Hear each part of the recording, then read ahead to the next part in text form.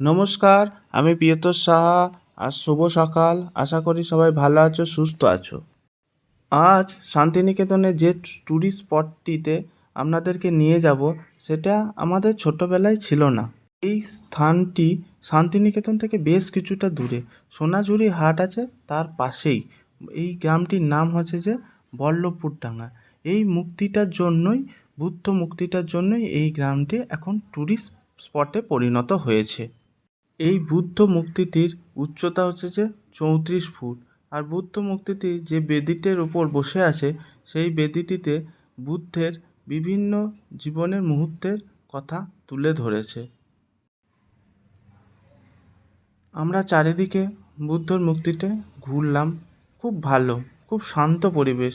আর এই বুদ্ধ মূর্তির সামনে অষ্টাঙ্গিক মার্গ আর পঞ্চশীল এই দুটি লেখা আছে, যেগুলো আমরা ছোটোবেলায় মুখস্থ করতাম। এই যে স্থানটি দেখছেন এইটি হচ্ছে যে বোধিবৃক্ষ। আর ক্যাম্পাসটা পুরো সবুজ। ক্যাম্পাসটা সবসময় খোলা থাকে না, লক থাকে।